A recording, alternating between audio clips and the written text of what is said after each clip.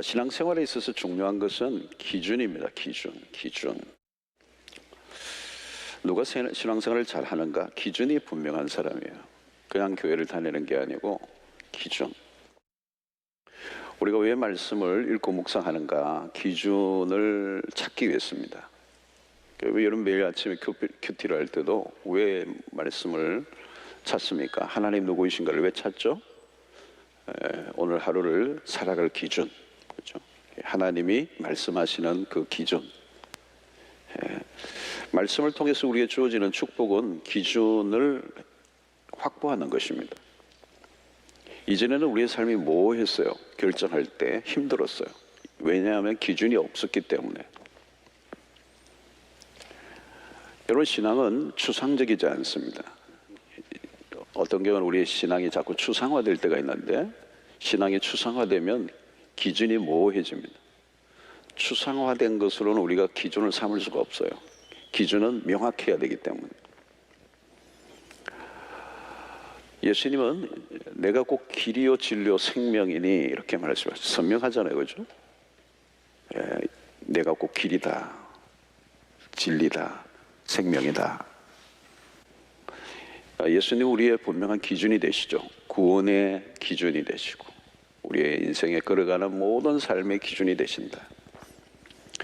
예수를 믿는다는 것은 곧 걸어갈 삶의 이야기다 라는 것이죠. 현실과 동떨어진 것을 가르치지 않습니다. 예수님은 우리가 예수님을 바라볼 때, 믿음의 주요 또 온전케 하시는 예수를 바라보라 할 때 그 예수는 우리의 삶의 명확한 기준이 되시기 때문에, 진리를 알지니 진리가 너희를 자유하게 하리라. 그 진리가 우리를 자유한다. 언제 우리에게 자유가 오죠? 진리를 우리가 알 때, 진리를 경험할 때 우리에게 자유가 오죠. 왜요? 그 진리가 우리의 삶의 명확한 기준이 되기 때문에. 산상수훈도 보십시오. 팔복 그리고 산상수훈 전체를 읽어보면 선명해요. 예수님이 우리의 삶의 방식들이 무엇인지에 대한 기준이 분명해요. 어떻게 살아야 하는가에 대해서, 천국 시민, 천국의 백성으로서 어떻게 살아야 하는가에 대해서 너무도 선명한 기준을 예수님이 제시하시죠. 매우 구체적이고요. 그 기준은 명확해야 기준이 될 수 있는 것입니다. 두리뭉실하면 기준이 될 수가 없어요. 굉장히 유식하고 멋있는 철학적인 얘기인데 모르겠어. 이 말 같기도 하고 저 말 같기도 하고. 그럼 그건 우리의 삶의 기준으로 삼기 어렵죠. 성경은 여러분 그렇지 않습니다. 운전을 할 때 선이 분명히 꺼져 있으면 운전할 때 참 편해요. 그죠? 중앙선이 선명하게 꺼져 있으면 그 선을 따라 살면 되는 거예요. 우리에게 십계명은 자유를 주는 기준입니다. 억압하기 위해서 십계명을 주신 게 아니에요. 어떤 사람들은 그 십계명이 우리를 부담스럽게 하고 우리를 불편하게 만든다고 생각해요. 그러지 않으죠. 기준이 없으면 기분대로 사는 거잖아요. 자기 기분대로, 자기가 끌리는 대로. 그러나 그게 우선은 좋아 보이지만 결국은 나중에 안 된다는 거예요. 실패하게 된다는 거예요. 기분이 중요하지 않고 기준이 중요하다. 오늘 설교 제목은 기분인가 기준인가. 기분이 우리의 삶의 기준이 될 수 없어. 그날 아침에 따라 다르잖아요. 매일 다르잖아요. 아침하고 달라요. 그죠? 감정이 우리의 기준이 될 수가 없다. 느낌이 우리의 기준이 될 수가 없다. feeling so good. 근데 그게 얼마 못 가요. 감정은 오락가락 하는 거죠. 우리의 기분이 늘 변덕스러운 날씨처럼. 그러나 기준은 우리의 감정과 상관없습니다. 우리는 기분을 따라가면 안 돼요. 삶이 한순간에 그러고 무너지게 되는 겁니다. 오늘도 여러분들 기분이 안 좋아서 오늘 철야를 가지 말아야지. 그런데 그 기분을 따라 결정하지 않고 저녁에 나는 금요일이면 간다. 그 기준을 가지고 온 분들은 여기 계시는 거예요. 그죠? 우리는 기분과 상관없이 기준을 붙잡고 살아야 되는 거예요. 성경이 무엇입니까? 기준이에요, 기준. 스탠다드예요. 캐논이라는 거죠. 명확한 기준이 우리가 걸어가야 할 길. 그래서 여러분들이 기분이 안 좋은 날도 성경을 펴셔야 돼요. 기분의 지도를 따라 살아가는 게 아니라 말씀의 지도를 따라 살아가는. 자, 오늘 본문 느헤미야서의 결론 부분이 13장 마지막 장입니다. 무너졌던 성벽 재건은 완성되고 포로로 흩어졌던 백성들이 다시 다 돌아왔어요. 느헤미야가 예루살렘으로 온 지 12년이라는 세월이 흘렀고 성벽 완성 후에 메대 파사로 느헤미야는 돌아갔어요. 자, 오늘 본문은 두 번째 임기를 감당하기 위해서 다시 예루살렘으로 기임한 이후에 일어난 일이에요. 돌아온 이후에 느헤미야가 바라본 예루살렘의 모습은 가히 충격적이었다는 거예요. 성벽은 재건했는데 신앙은 재건되지 않았던 거예요.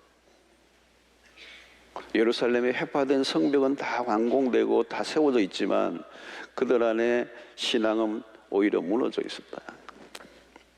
그것이 무엇으로 드러났는가? 성벽 재건 이후 성전은 아직 완전히 회복되지 않은 상태. 성벽은 완성됐는데 성전은 아직도 완전히 회복되지 않는 상태로 내버려두고, 예루살렘의 회복을 위해 성벽을 재건할 때는 괜찮았어요. 그러나 시간이 흐르면서 그 정신은 사라지고 모든 영역들은 혼란 가운데 다시 빠져들었어. 느헤미야가 자리를 비운 사이에 벌어진 일이에요. 오늘 이 본문에 보면 느헤미야가 없었던 시기, 리더십의 공백, 그동안 이뤄놓은 개혁과는 전혀 다른 방향으로 돌아가고 있었습니다. 예루살렘의 역사의 시기는 거꾸로 돌아가고 있습니다. 느헤미야가 화가 났어요. 11절을 보니까 내가 모든 민장들을 꾸짖어 이르기를 하나님의 전이 어찌하여 버림바 되었느냐 하고 곧 레위 사람들을 불러 모아 다시 제자리에 세웠더니, 제자리로 다시 회복시키는 작업을 시작하는데 민장들을 꾸짖어 어찌하여 하나님의 전이 이렇게 방치되어 있겠느냐. 책망의 이유는 하나님의 전을 왜 이렇게 방치해 놓았느냐. 17절에도 보면 내가 유다 모든 귀인들을 꾸짖어 지도자들을 다 꾸짖고 있는, 25절은 과격해요. 내가 그들을 책망하고 저주하여 그들 중 몇 사람을 때리고 그들의 머리털을 뽑고 무서워라. 이 느헤미야는 지금 굉장히 격앙되어 있는 거예요. 그는 도무지 마음이 편안해지지 않는 거예요. 본문에서의 그의 리더십은 매우 강한 모습입니다. 거칠어 보이길 정도로 매우 맹렬한 모습, 그냥 감정을 다 표출하고 있습니다. 이것을 우리는 거룩한 의분이라고 그러죠. 그런 분노 가운데 사랑을 나타내고 있는 겁니다. 수전절에 보이신 예수님을 생각나게 만듭니다. 그 온유하신 예수님이 성전의 그 모든 장사꾼들의 테이블을 다 뒤집어 엎어버리시고 회초리로 휘두시는 모습이 여러분 상상이 되십니까?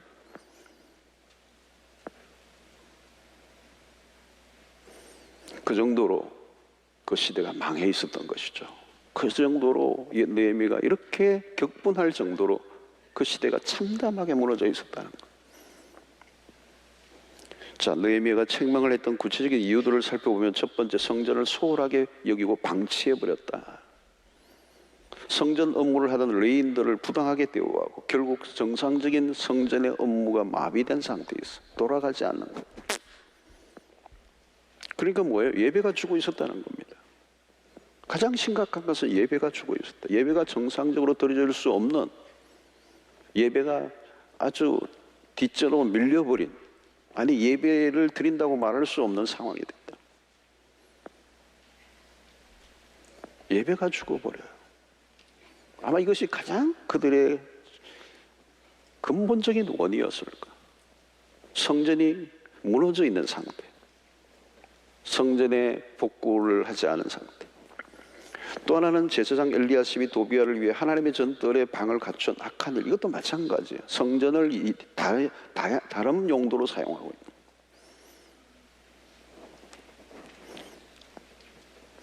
세 번째는 안식일을 제대로 지키지 않았다. 하나님의 율법이 무시되고 있었다는 거죠. 그리고 이방인들과의 결혼을 얘기합니다.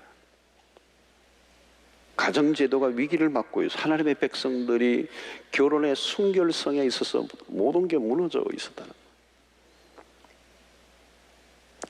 혼란은 총체적으로 일어났습니다. 종합적으로 성전의 문제, 사회, 가정의 제도 전체에 대해 혼란이 일어났어요. 영적인 도덕적인 기초들이 다 무너져 버렸어요. 하나님의 백성으로서 지켜야 할 기준이 없는 거예요. 기준이 다 사라져 버리는 거예요. 자, 왜 이런 일들이 일어났을까요? 그들 안에 지켜져야 할 기준이 사라져 버렸기 때문에. 하나님의 백성이 지켜야 할 그 선이 분명해야 되는 거예요.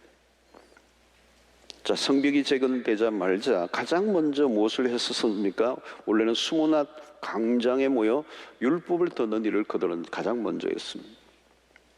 1절에 보면 그날 모세의 책을 낭독하여 백성에게 들렸는데 3절 백성이 이 율법을 듣고 곧 섞인 무리를 이스라엘 가운데서 모두 분리하였느니라. 잃어버렸던 기준을 되찾는 작업에 가장 중요한 것은 하나님의 말씀을 다시 가져온, 그 말씀이 절대적 기준이 되어야 한다는 거죠. 백성들은 스스로 에스라를 통해서 말씀에 귀를 기울였습니다. 말씀 회복 운동이 가장 먼저 있었습니다. 하나님의 말씀으로 돌아가자는 운동.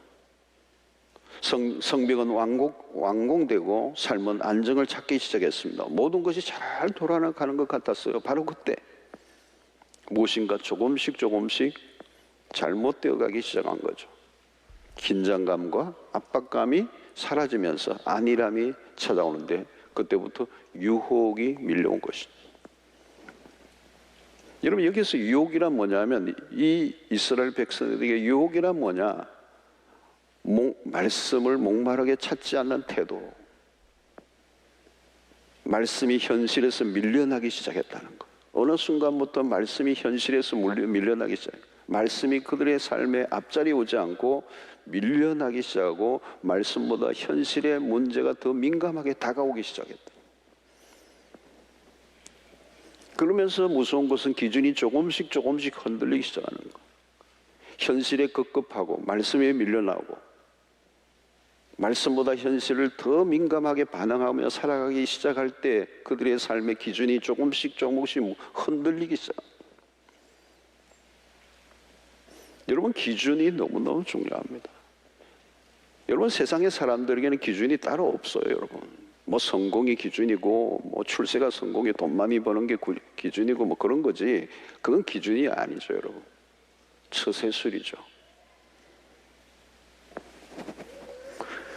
여러분, 현실에서 적응력을 세상 사람들은 중요하게 여기는데 적응하는 것.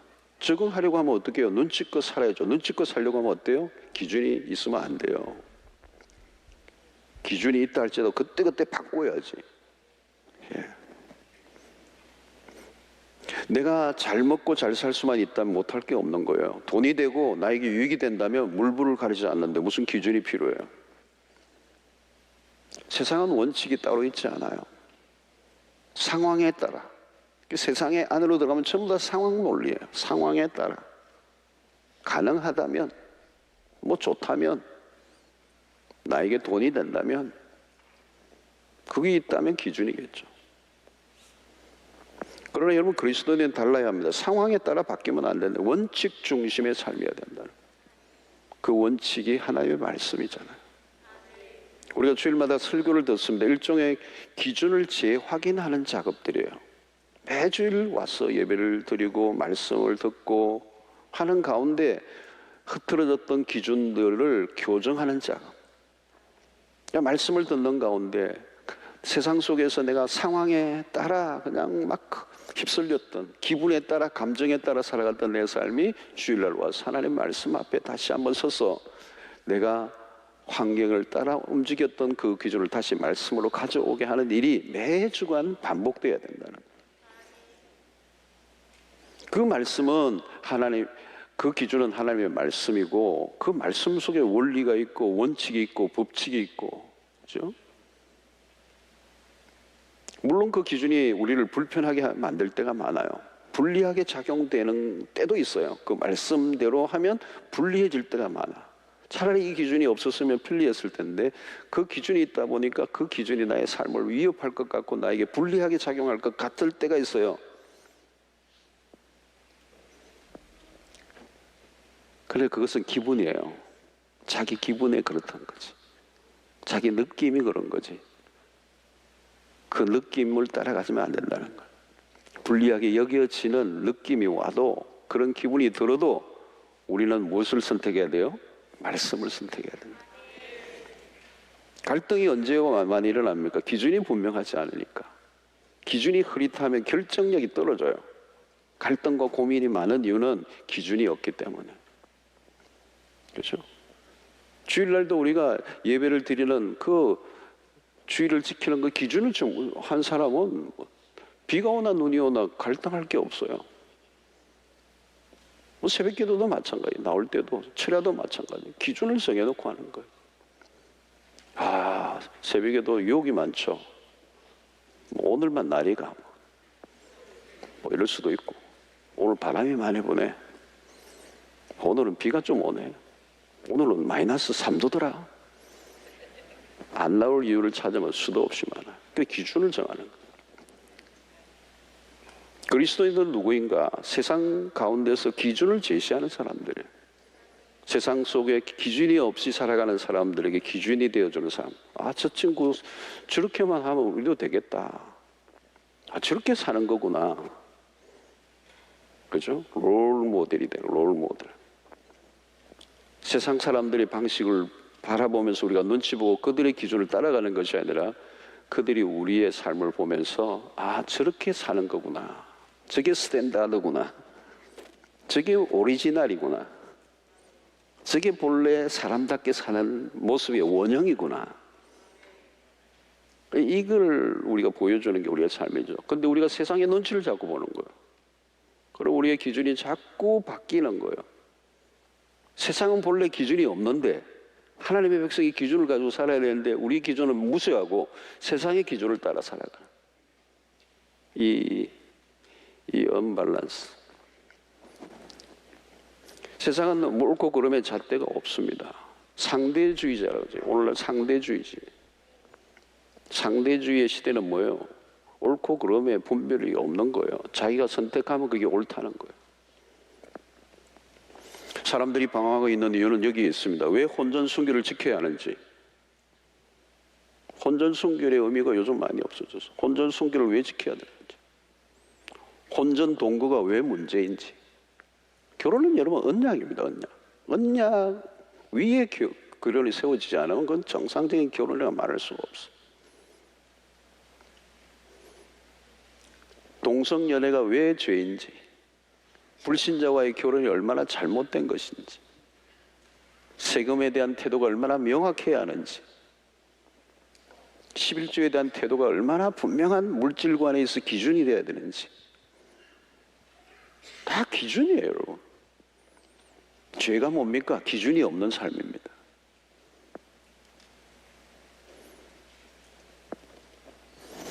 하나님이라는 존재를 열심히 지워버리려고 하는 사람들, 그들의 속내가 뭡니까?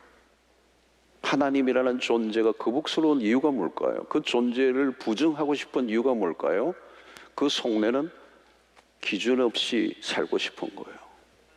다시 말하면 내 마음대로, 다르게 얘기하면 지 마음대로.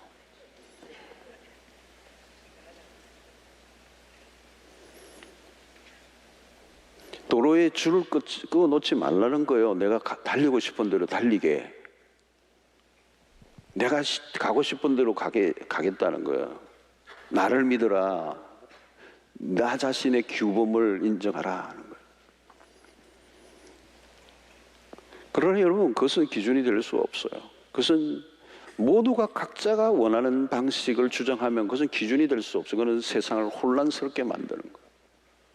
기준이 될 수 있는 것은 상대적인 원리가 아니라 절대적인 원리, 절대적인 기준.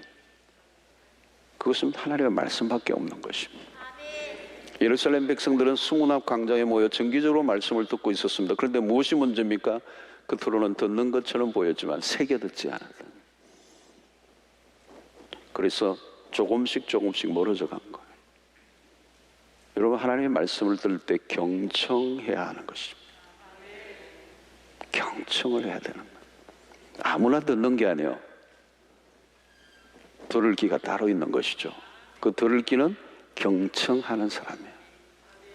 오늘 현대인들이 약점이 뭔지 아세요? 경청하지 않아요. 대화를 할 때도 내가 하고 싶은 말을 하는 거죠. 상대의 얘기를 귀 기울이지 않는 시대. 왜 우리의 펠로십, 우리의 모든 관계가 깨집니까?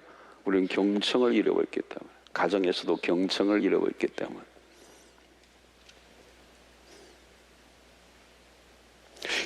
결국 조금씩 말씀으로부터 멀어져 가는 겁니다. 항상 문제는 조금씩 멀어져 가는 거. 자기가 못 느끼는 거예요. 결국 나중에는 위험한 선을 넘어버리는 거예요. 한꺼번에 선을 넘지 않습니다. 어느 날 조금씩 코로나19라는 상황 속에서 우리는 조금씩 우리의 삶의 양보가 일어나고 밀려나는 일들이 오늘 한국교회 안에 많이 일어났어요. 코로나니까. 코로나가 우리의 삶의 기준이 될 수는 없어요. 기준은 하나님의 말씀밖에 없어요. 코로나 아니라 코로나 할아버지라도 그것은 우리의 기준이 될 수가 없어요. 우리의 기준은 하나님의 말씀이. 그런데 우리는 어떤 상황 때문에 그 상황이 기준이 되어서 그 상황에 우리가 계속 밀려가기 시작하는 거예요. 그래서 조금씩 밀려나면서 결국은 어때요? 산을 넘어버리는 거, 선을 넘어버리는 거. 그리고 세상과 타협하게 되죠. 우리가 흔히 그런 얘기하죠. 배가 바다를 거부할 수는 없다. 배는 바다 위에 떠 있어야 돼요. 그러나 배 안에 바닷물이 들어오기까지 허용하기 시작하면 배는 침몰할 수밖에 없다. 타이타닉이 완전히 침몰하기까지는 상당한 시간이 걸렸어요. 그 여러분 타이타닉 영화 보면 그냥 뭐 연주도 하고 막 그러잖아요. 그리고 막 그냥 뭐 배를 타고 막 그냥 구명보도를 내리고 막 안에서도 막 그러면서도 주인공은 또 뭐 또 찾고 막 그냥 Where are you? 그러고 막 찾고 막 그러죠. 배 이칸저칸 막 찾아다니면서 그냥 풍덩 빠지는 게 아니에요. 서서히 침몰된다는 거죠. 타협은 그런 거예요, 여러분. 주전자 속의 우리처럼 서서히 기분 좋게 익어가는 거. 여러분 기준을 놓쳐버린 이유가 뭘까요? 기준을 놓치면 안 돼요. 무엇인가 꼬였다 생각하면 우리의 삶이 꼬였다고 생각하면 그 기준에 문제가 있는 거예요. 그 돌아가야 돼요. 우리의 삶이 상당히 망가지고 깨어지고 뭔가가 엉켜 있다면 여러분 다시 기준으로 돌아갈 수밖에 없어요. 아드폰테스도 마찬가지. 본질로 돌아가고 기준으로 돌아가고 오리지널로 돌아가면 어디요? 하나님의 말씀으로 돌아가는 거예요. 자, 본문의 말씀을 자세히 보면 그 대답을 찾을 수 있습니다. 17절에 느헤미야는 안식일을 범한 것을 책망합니다. 18절에 너희 조상들이 이같이 행하지 아니하냐. 그래서 우리 하나님이 이 모든 재앙을 우리와 이 성읍에 내린 것이 아니야. 그럼에도 불구하고 너희가 안식일을 범하여 진노가 이스라엘에게 더욱 심하게 임하였도다 하는도다. 안식일이 무너져 내려버렸다. 여러분 이 안식일은 굉장히 중요한 겁니다. 10계명 속에서 중간에 있는 계명이 4계명. 4계명인데 이웃 사랑과 하나님 사랑의 중간에 있는 계명이에요. 이게 전체를 연결시키는 매우 중요한 하나님을 예배하는. 그런데 그들은 안식일의 예배는 뒷전이고 그들은 일에 빠져 있었다는 거예요. 일에 빠져 있었던 거죠. 느헤미야는 안식일을 철저히 지키기 위해서 명령합니다. 그래서 19절에 보니까 안식일 전 예루살렘 성문이 어두워 갈 때에 내가 성문을 닫고 안식일이 지나기 전에는 일하지 말라는 거예요. 열지 말라는 거예요. 나를 따르는 종자 몇을 성문마다 세워 안식일을 아무 짐도 들어오지 못하게 했다. 안식일에 일을 하지 못하게 한 거. 예배를 드리도록 하나님께 나아가도록. 7일 단위로 지키는 안식일을 지키게 하신 이유가 뭡니까? 이 영적인 루틴. 주일마다 드리는 예배가 얼마나 중요한지 몰라요. 우리의 삶의 중심을 잡아주는 7일 단위로 우리의 삶의 중심을 잡아주는 거. 잘 지켜야 돼요. 그것을 지키지 않으면 중심이 무너져버려요. 중심이 무너지면 모든 게 무너지는 거예요. 밸런스가 깨져버리는 거예요. 이 주일 단위로 끊임없이 우리가 주님 오시는 날까지 끊임없이 주일 한 번 정도 봐줄 수 있는 것 아닌가? 아니에요, 여러분. 1년에 52주 45주만 지키면 안 됩니까? 얼주 지킨 거죠? 뭐 이러면서 50주면 뭐 괜찮잖아요. 성적이 퍼센테이지로 하면 뭐 이래. 여러분 쉽게 생각하면 안 됩니다. 목표를 따지면 안 돼요. 우리의 마음의 순도 100%로 하나님 앞에 나가야 돼요. 조금씩 양보하는 그곳에서 사고가 터진다는 거예요. 이유와 변명을 늘어놓기 시작하면 안 돼. 기준은 기준으로 지켜야 된다는 거예요. 그 기준이 조금씩 밀리고 합리화하는 순간 위기가 온다는 거예요. 그게 예루살렘에 일어났던 현상이에요. 처음부터 그냥 막 어겼겠어요, 여러분? 여러분, 운전자가 사고가 날 때는 전조가 있었다는 거죠. 조금씩 법규를 어기는 것이 쌓이고 쌓이다가 결국은 사고가 나.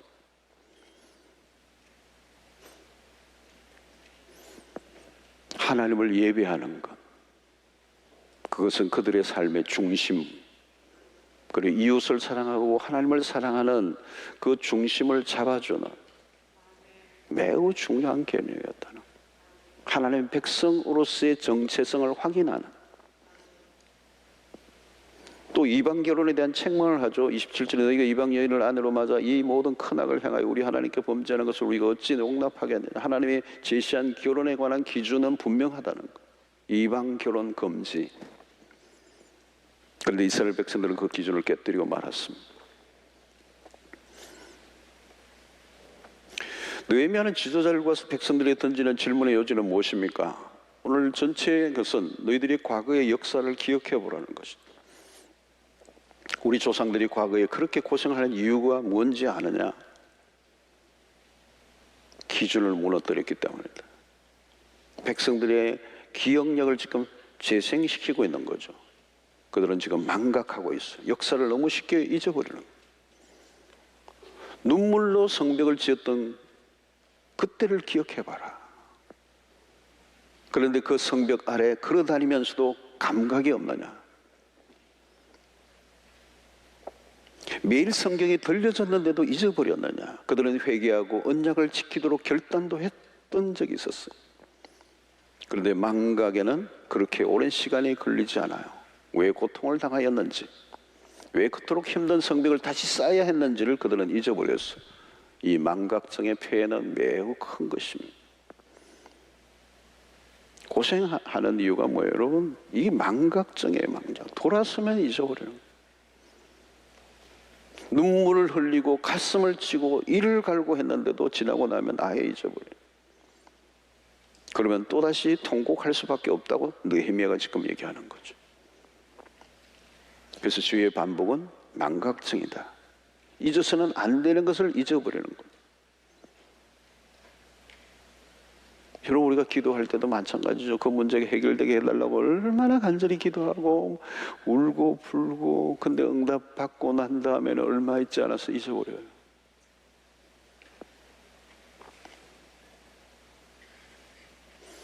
이스라엘 백성의 역사는 무엇입니까? 불행한 역사는 무엇일까? 이스라엘 고통의 역사를 들여다보면 의심의 여지가 없는 사실이 하나 있어요. 환란 속에서 재앙을 뒤집어 쓴 때는 하나님의 말씀에 불순종할 때였다는 거예요. 기준이 무너졌다는 얘기입니다. 하나님이 주신 기준은 하나님의 백성들, 이스라엘 백성들을 위해서 주신 건데 그 기준을 지킬 때 보게 되는 거예요. 그래서 느헤미야가 지금 백성들에게 질문을 던지는 건 뭘까요? 성벽이 무너졌고 백성들은 포로로 붙잡혀 갔던 이유를 알기를 원했던 거예요.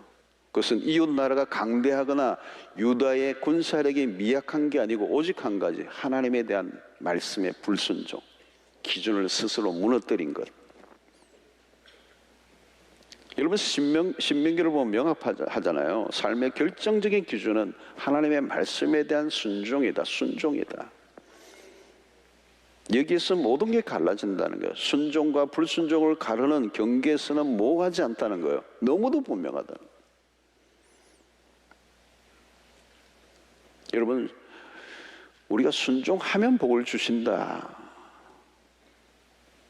물론 순종하면 하나님 복을 주시죠. 근데 사실 더 엄격히 들여다보면요, 순종하는 삶 자체가 복이에요.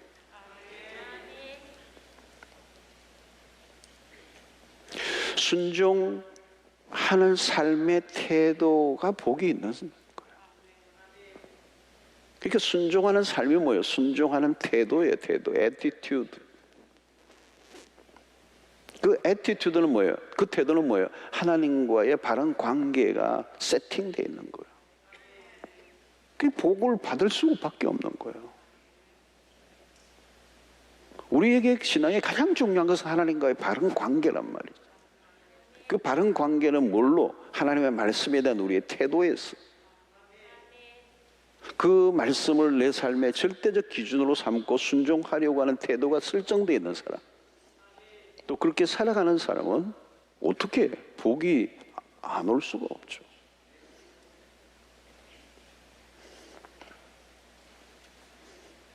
순종이 복입니다, 여러분. 그 순종을 하는 삶의 태도를 가진 사람은 기분의 영향을 받지 않아요. 감정의 영향을 받지 않아요. 그것이 성경 전체를 통틀어 주는 메시지가 아니겠습니까? 우리의 모든 삶의 키는 하나님이 쥐고 계세요. 흥망성쇠는 하나님에게 달렸어요. 요즘 우리 에스스를 보면서 우리가 명확하게 느끼는 건 뭐예요? 하나님이 철저하게 모든 사건과 시간과 공간과 사람과 모든 일상 가운데 개입이 없는 순간이 없어요. 그리고 당신의 백성들을 끝내는 승리하게 하시는 하나님.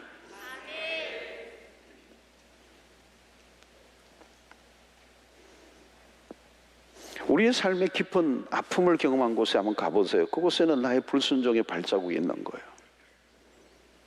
하나님을 거부하고 내 임의로 살아가려고 했던, 하나님이 제시하셨던 그 기준을 내 임의로 걷어버렸던, 발로 차버렸던, 부정했던.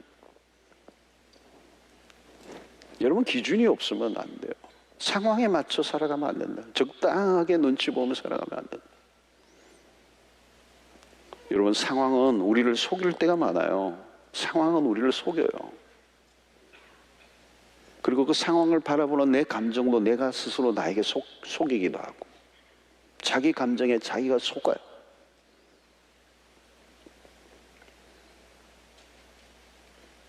아브라함과 조카 롯의 비유가 너무 그렇죠, 여러분. 아브라함은 기준을 따라간 사람이에요. 롯은 상황을 따라간 사람이에요. 기준 없는 인생. 그 기준 없는 인생.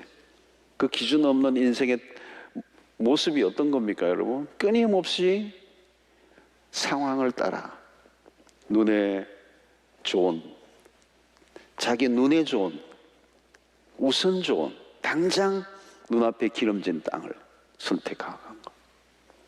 그러니까 그게 무슨 기준이 있겠어요, 그냥. 저기 좋은데 막 가고, 또 한참 가다 보니까 또 누가 저기 좋다고 그러니까 또 가고. 기준이 없어요. 풍문을 따라, 전설 따라. 겉으로 보면 롯은 굉장히 현실 감각이 탁월한 사람처럼 보여요. 얼마나 현실 감각이 탁월하길래 저렇게 잘 골라가나? 요령도 있고 잘 나가. 현실 감각이 탁월해. 근데 여러분, 기준이 없기 때문에 눈먼 사람하고 똑같아요. 아브라함은 현실 감각 하나도 없음. 꽉 막혔음. 우리가 보기에는 조카한테 다 양보하고 말씀을 따라가는. 그 말씀이 뭔지 다른 사람은 안 모르는 사람은 모르잖아요.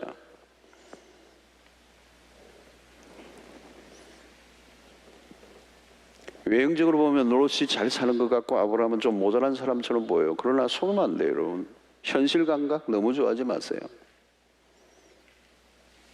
저분 그냥 현실 감각 탁월해. 완전 전문가야. 여러분, 우리는 혈신 감각으로 사는 사람이 아니고요, 말씀 감각으로 살아야 돼요. 현실 감각이 있으면 눈치는 좀 다른 사람보다 빠르겠죠. 그러나 여러분, 눈치로 우리가 삽니까? 눈치 구다니면 뭐 됩니까? 말씀 감각을 가지면 눈치는 좀 없을지 모르지만, 눈치는 없을지 몰라요. 그러나 믿음은 있어요. 현실 감각은 지름길로 가요. 그러나 나중에 보면 돌고 돌아요. 돌고 돕니다. 현실에 예민하면 안 돼요, 여러분. 너무 예민하면 안 돼요. 말씀에 민감해야 돼요. 너무 현실에 막 일희일비할 필요 없어요. 현실은 늘 그래요, 원래. 거기에 막 죽어. 그 전쟁에서 그런 말이 있어요. 전쟁터에서 장수, 그죠? 지휘관은 좀 무디어야 된다는 거, 무디어야 된다. 대포가 뻥 해도 막 담담하죠. 근데 막 너무 예민하면 저기서 그냥 뭐 어디서 멀리서 약간 총소리만 나도 그냥 막 입을 뒤집어 쓰고, 그러면 장수가 안 되는 거예요. 매우 그냥 좀 담담하게.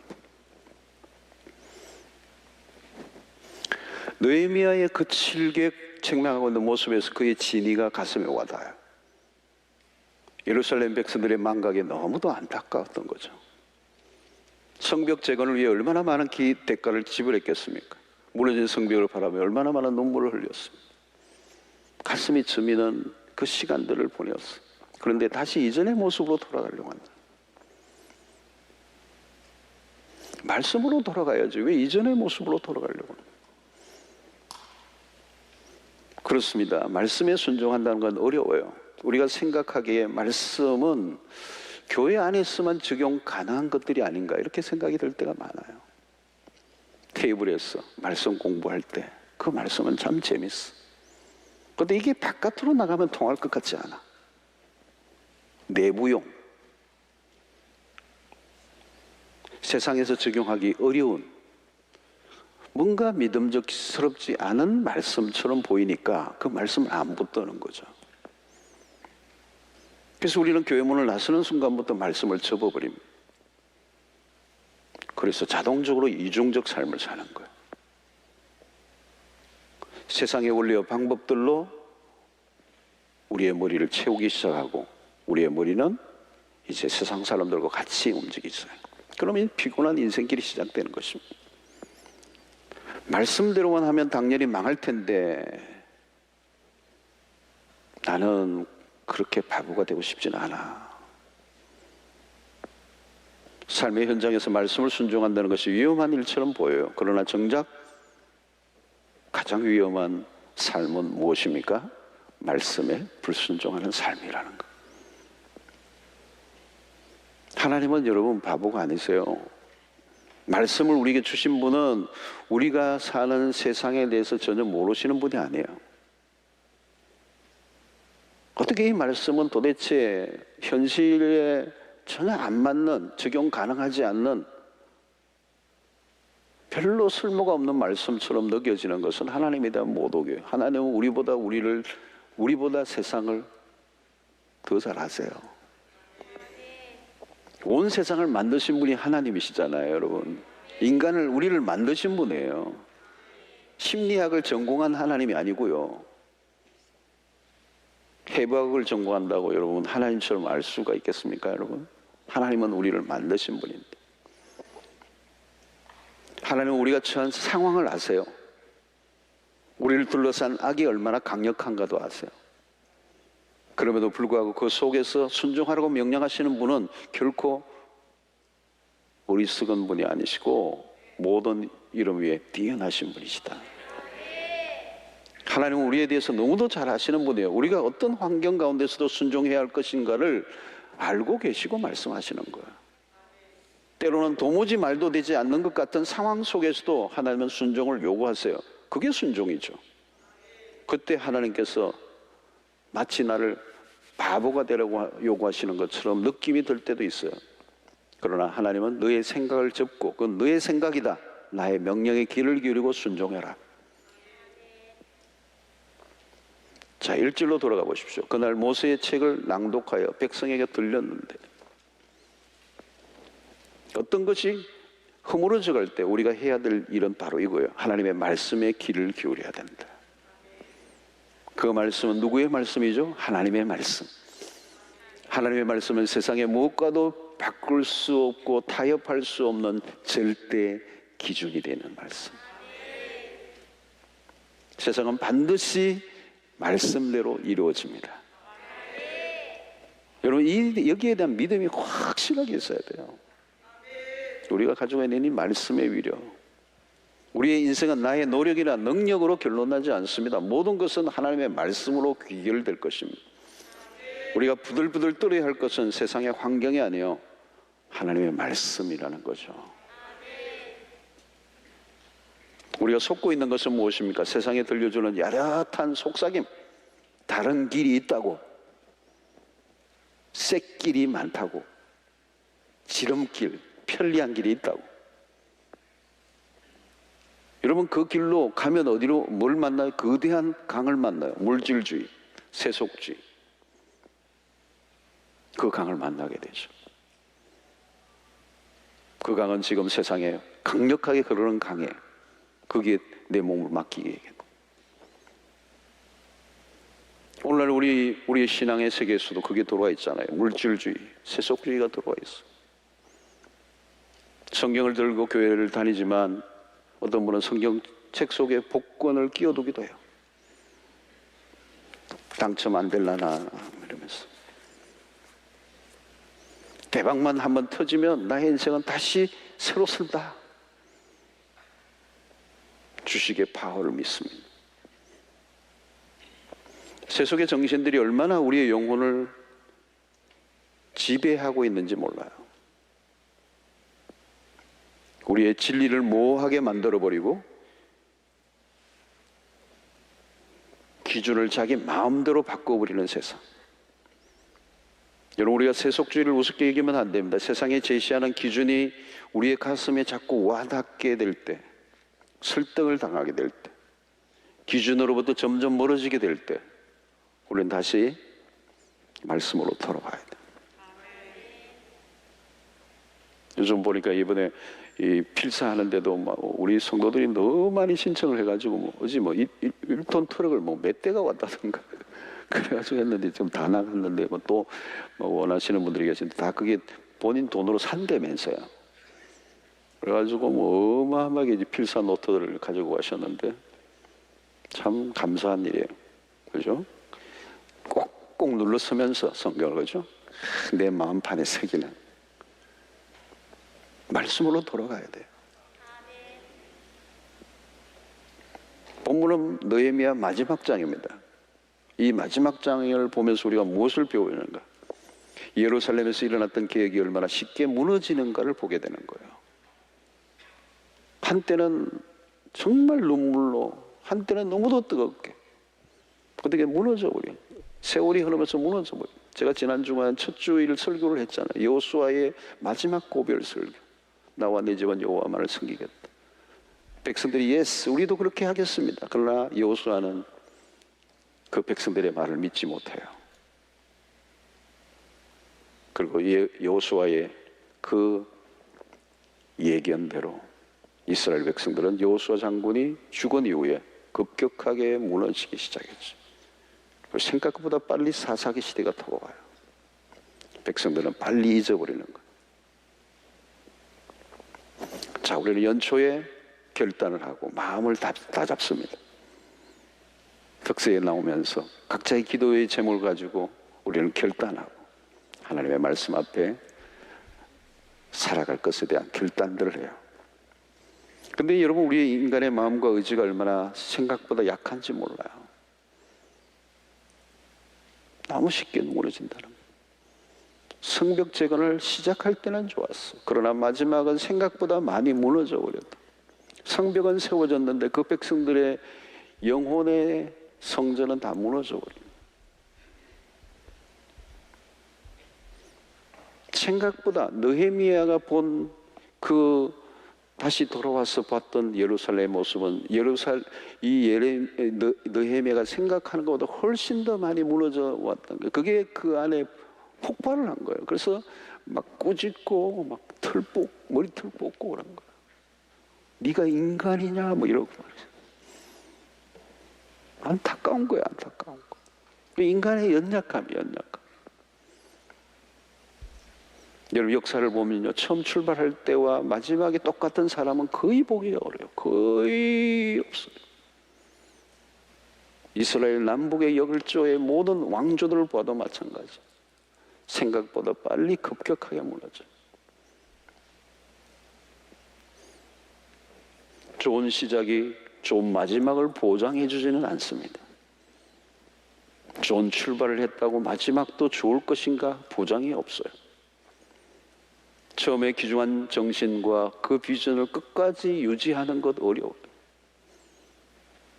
변질, 그것은 우리의 일상 속에 늘 파고 들어오는 가장 강력한 유혹이죠. 여러분, 변질하지 않고 타협하지 않고 타협의 길을 물리치고 살아간다는 것은 그것은 전쟁과 같은 것입니다. 매일 전쟁을 치르는 것입니다. 여러분, 우리는 살아가는 날들 동안에 자주 넘어집니다. 자주 넘어져요. 베드로가 자주 넘어졌어. 결단하고 또 넘어지고 결단하고 또 넘어지고. 그러나 여러분, 우리가 다시 일어설 수 있는 것은 하나님이 우리의 하나님이시기 때문에.